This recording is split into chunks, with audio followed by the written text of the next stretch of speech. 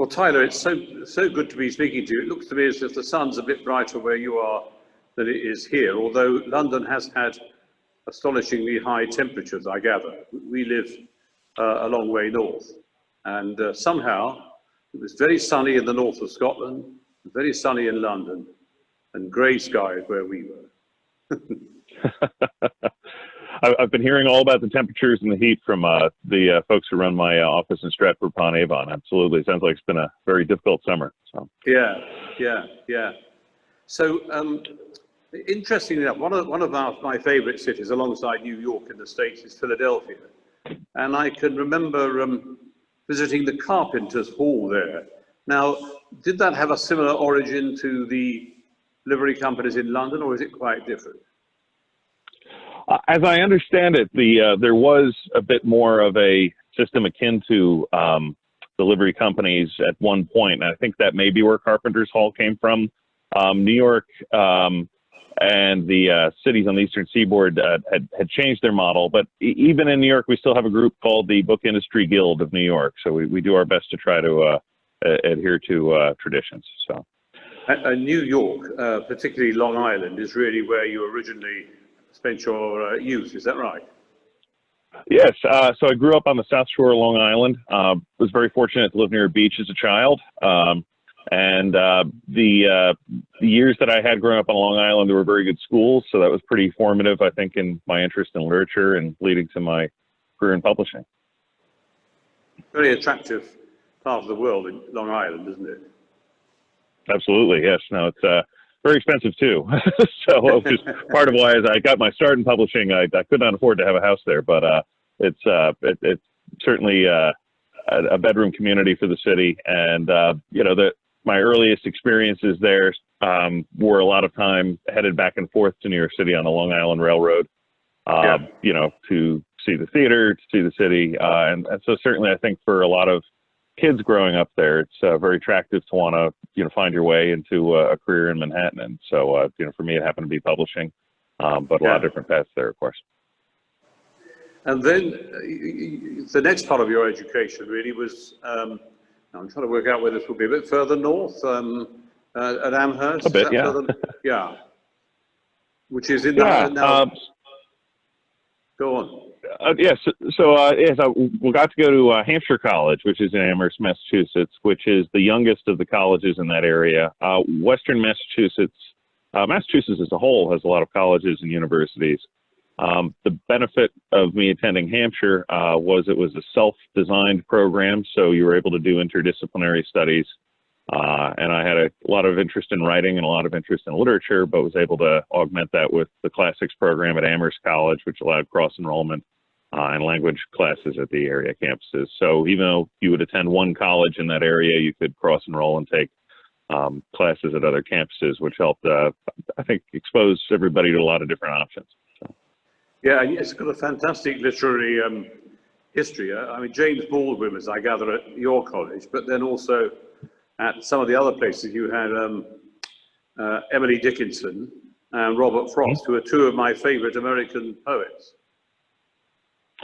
Yes, no, I think even if one wasn't studying literature by osmosis, everybody learned a bit of Emily Dickinson and a bit of Robert Frost, from living in the area. And one of the things I think that was very very empowering for students was looking at different aspects of literature. This was the early 90s, so there was a big emphasis on literature outside of America and England. So a lot of emphasis on studying world languages, studying world literature, and so that was something where I think it helped broaden the perspectives of a lot of the students in that area. So. Yeah, and Robert Frost is an interesting character because he was very good also at having links with with poets in England, and Edward Thomas, one of our best early 20th century poets, would never have written poetry, I don't think, had it not been for Robert Frost. And when you think of the fact that he taught at Amherst College for over 40 years, think of how many young minds were shaped by him studying poetry. So to your point, on both sides of the Atlantic, everyone benefited from Frost's poetry, but it was something special certainly to live in that area where he trod and where the you know, where he stopped by the woods on a snowy evening and that sort of thing. So, yeah. Yes, and you're pretty transatlantic yourself, and we'll hear a bit more about that later on. So after that, you got into sort of publishing rather sort of sideways by designing websites? Yeah, so I always had an interest in publishing, and I think, like many people who study literature in college, you know, frustrated great American novelist on this side of the Atlantic, as we'd say.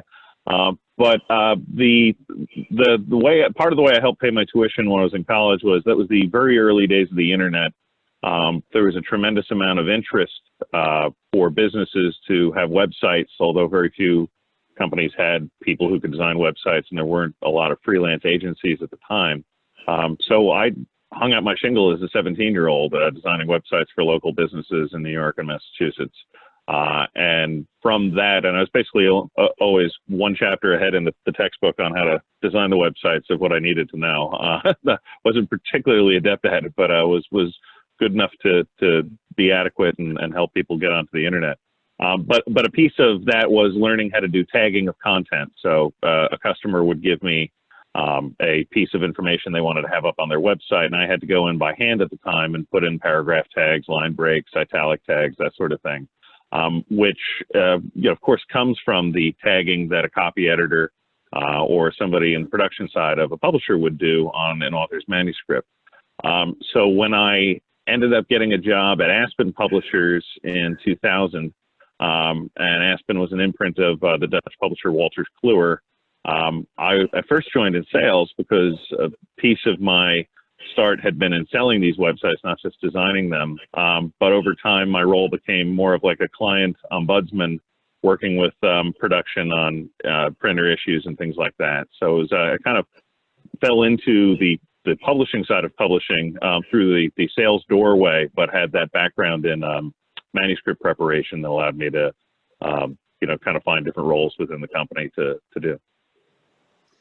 And you've been with Westchester, with whom you are now, for some 6 years. Can you say a little bit about, you know, Westchester and what their sort of focus is?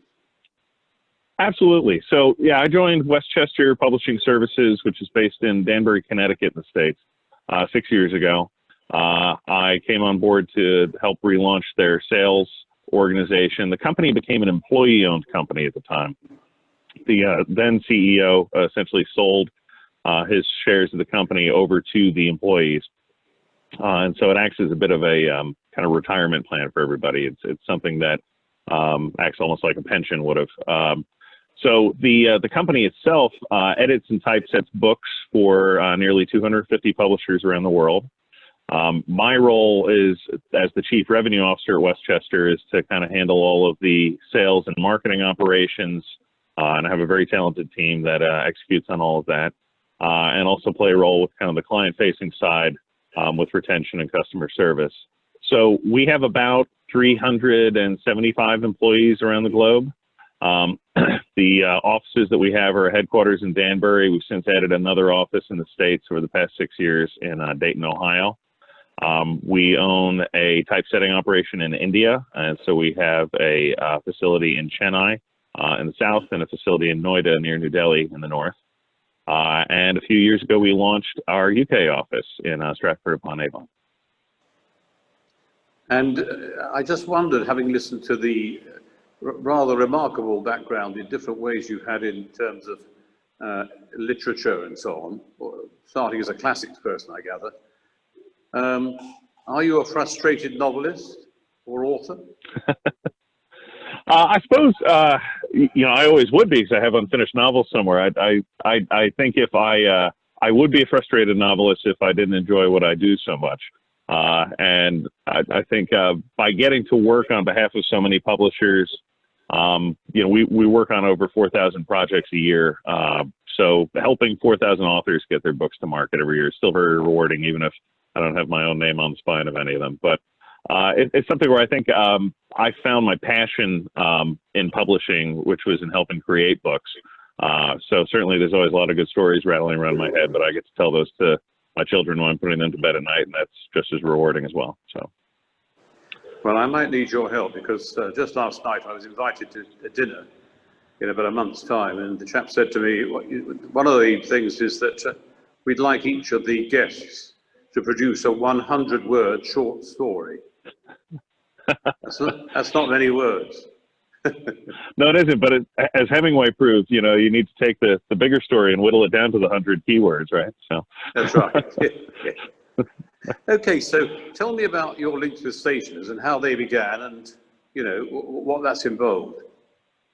Sure. About 4 or 5 years ago, Lorraine Shanley, who heads up Market Partners International here in the States, she and I were discussing some projects that she was working on. She mentioned the Stationers Company, and I asked about it.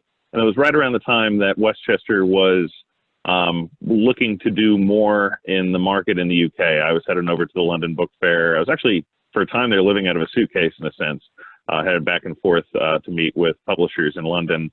I think I saw the airport security staff at Newark Airport more than I saw my children for one spring, heading back and forth. But around that time, Lorraine saw me headed to England often, and she started to discuss her activity within the Stationers Company. I think she was just about to become a liveryman at the time. And through conversations with her and Tej Sood, who at the time was working with his Anthem Press publishing operation, they were doing a lot of work with Nugent, which was a competitor of Westchester's. Tej and I had many good conversations about the Stationers as well. And I found it very collegial that, you know, as an organization where, you know, folks who may compete, you know, we're in a position to, you know, kind of socially engage with one another. There's a lot that we have in common in the industry. So through my conversations with Lorraine and Tej, I was introduced to the Stationers, got to visit the hall during one of my visits, and very eagerly applied to become a freeman. And I guess I was accepted as a freeman about a little over 3 years ago, 3.5 years ago, and became a liveryman about 2 years ago.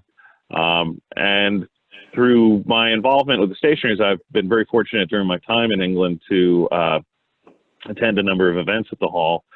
Based in the States, we're looking to grow the U.S. membership.